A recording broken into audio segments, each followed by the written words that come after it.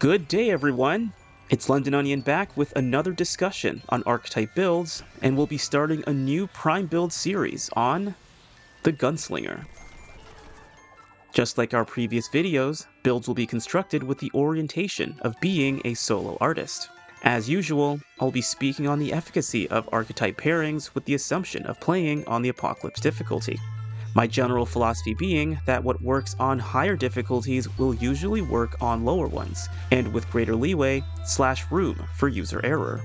Now there is still more for me to discover in Remnant 2, and consequently I may likely revisit this archetype and the proposed pairings in the future. Going hand in hand with this understanding, critical discussions / queries are welcome on this channel, so feel free to share your ideas and/or disagreements.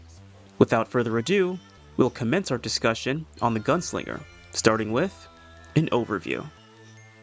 The Gunslinger is an archetype oriented toward high-interval round expenditure, seamless reloading, and has an edge in ammo production and conservation. Their prime perk, Loaded, instantly reloads both weapons and grants infinite ammo reserves for 8 seconds upon activating a skill. Their archetype trait, Ammo Reserves, increases ammo reserves by 50%.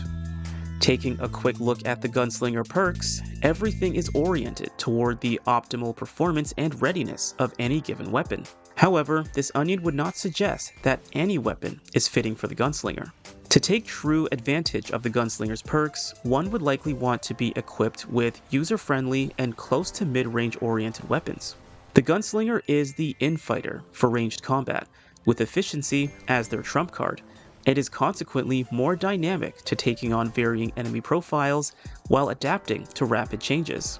With this said, the Gunslinger has no natural defenses outside of their dynamic offense. Despite being the weapon-efficient infighter, they are not necessarily devastating in burst damage, but instead damage over time. This means that they will likely spend more time in combat against a series of enemies with constant pressure. This is not a major area of improvement, but can be a disadvantage in high enemy volume circumstances. Lastly, the Gunslinger has no natural means of health regeneration. To aid with synergizing and compensating with the Gunslinger's strengths and weaknesses respectively, we'll introduce our first subarchetype and build, starting with the Loaded Sharpshooter. The Loaded Sharpshooter has the Hunter as the secondary archetype. The Hunter is oriented toward burst damage, long-range shooting, and weak spot damage, with an edge toward having an enhanced perspective of a given battlefield. This onion likes to think of the Hunter as more of a tactician, the opposite side to the same coin as the Gunslinger. Given the orientation of the Hunter, their strength lies in ending skirmishes quickly with their superior burst and weak spot damage. Their archetype trait, Long Shot, increases weapon ideal range by 6 meters, which can play into the Gunslinger's favor and balance out their infighter orientation with a longer reach, if you will. The Hunter's superior burst damage will generally enhance the already efficient damage output of the Gunslinger. Finally, taking a quick look at the perks, each one synergizes with their respective counterpart. Both damage perks don't require much of an explanation, though the Gunslinger has some incentive of aiming for weak spot hits due to the Hunter's damage perk. Posse Up and Return to Sender both increase the supply of ammo drops, though they activate under slightly different circumstances. Urgency and Quick Hands work together to optimize firearm readiness with anywhere between 25 and 35% increased reload speed. Meanwhile, the Hunter also provides a boost to movement speed for a short period of time, which enhances the dynamic nature of the Gunslinger. The Loaded Sharpshooter is the perfect mixture of the Ravenous Werewolf and the Cunning Vampire. To enhance this werepire of a mixture, we'll move on to the build. Starting off with our armor set. To maintain agility for evasion, I choose to go with armor that keeps the Sharpshooter in the medium encumbrance bracket. As for the weapons, there are 2 pairings I prefer to use. For the primary, I either go with the Coach Gun or the Bulldog automatic shotgun. The Coach Gun only has 2 rounds, but deals nearly double the damage with higher accuracy and range capability. The Bulldog, however, would have greater performance with damage over time and more than double the ammo capacity. The Coach Gun is better for burst damage, but may have a hard time keeping up with high-volume circumstances. The Bulldog is far more dynamic and has its strength in damage over time. One will likely, however, spend more time expending rounds into tough or distant targets. When pairing a secondary with the coach gun, the MP60 is a preferred balancing option for increased rate of fire and reduced penalty of user error due to magazine size. When equipping the Bulldog, I prefer to use the Silverback model for its accuracy and comparable damage. The coach gun and MP60 are a balance of extremes, while the Bulldog and Silverback are a balance of moderate polarization. Mods and mutators I will leave as preferential options, but on the coach gun, I enjoy using the Song of Aether mod for slowing down foes, and the Slayer mutator for increased damage and reload speed when maximized. For the MP60, I employ the Space Crabs mod to aid with numerous foes, and the Kill Switch mutator to create an explosive burst upon switching to the weapon. When maximized, kills with the Kill Switch effect reduce its cooldown by 1 second from 10 seconds. This has been a rather useful mutator in finishing off or severely damaging airborne and grounded foes that have withstood or perhaps evaded primary fire. On the Bulldog, I employ the Refunder mutator, which grants a chance to return spent ammo to its reserves. When maximized, ammo can also be returned to the stowed weapon. For the mod, I prefer to use Space Crabs. On the Silverback, I use Kill Switch and Song of Aether. Lastly, the melee weapon is a preferential option. I choose to go with the Red Doe Staff for extra means of health regeneration, and I employ the mod Shielded Strike as a small means of protection.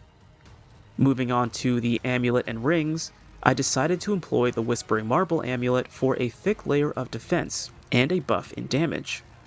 The Whispering Marble grants 3 bulwark stacks and increases damage output by 3% for every stack. Moving on to the rings, I employ the Dried Clay Ring, Black Cat Band, Tightly Wound Coil, and Generating Band. The Dried Clay Ring adds a stack of Bulwark and increases all damage by 60% of the total damage reduction granted by Bulwark. With the Whispering Marble, this buffs damage output by 25.2%. Black Cat Band functions as a safety net in the event of sustaining fatal damage. Tightly Wound Coil grants a shield for 15% of one's health for 5 seconds after expending 75% of their magazine. Lastly, Generating Band replenishes 3% of one's max health per second while a shield is active. The amulet and rings are intended to answer for the mutual areas of improvement on the loaded sharpshooter of having no natural defenses, while synergizing with their prowess for efficient and heavy damage output. Meanwhile, the Tightly Wound Coil and Generating Band provide a means of health regeneration that work together with low/easily expended magazines. This is also why balance is necessary in our weapon pairings, so that at least one weapon will activate Tightly Wound Coil with ease. This will allow one to regenerate throughout the duration of combat, provided they are returning fire. Next, we'll transition to the skills. Now the skills I choose are static for both sides of this pairing. On the Gunslinger, I choose to employ Bulletstorm, and for the Hunter, Hunter Shroud. Bulletstorm, upon activation, increases fire rate by 20% and reload speed by 50% for 20 seconds. Single-shot weapons become automatic, and any kills accrued will automatically reload one's weapon. In addition to this, due to the Gunslinger's Prime perk, ammo reserves become infinite for 8 seconds following a skill activation. Hunter Shroud, upon activation, grants a cloak that reduces enemy awareness and throws off enemy fire while one is moving. Exiting Shroud, whether through skill/mod activation or attacking, grants ambush for 2 seconds, which increases ranged and melee damage by 50%, while applying mark to enemies within 10 meters. After exactly 1.15 seconds, one will re-enter Shroud. Now, I personally employ Bulletstorm as an offensive means to overcompensate for numerous enemies or tough ones that need putting away. Hunter Shroud serves as more of a defensive option when too much damage has been sustained for comfort. This will make returning fire easier as an efficient means to initiate health regeneration, while also delivering heavier damage. Bulletstorm can also be used for similar purposes, since it allows a faster dissemination of rounds, but is more likely to be effective with the lower magazine weapons, i.e. the coach gun or the silverback model. Meanwhile, their counterparts become monstrous in their ammo expenditure, as a capitalization on the loaded sharpshooter's capability for carnage. To top this archetype pairing off, we'll briefly discuss the relics, traits, and biome efficacy. Now, given that I view relics as emergency options, my relic of choice is either the ripened heart for healing efficiency, the constrained heart for its bulwark stacks, or the quilted heart for infinite stamina and healing during evasion. The shards I use are ammo pickups, ammo reserves, and armor effectiveness. The traits I go with are vigor, endurance, spirit, expertise, amplitude, handling, footwork, bark skin, and recovery.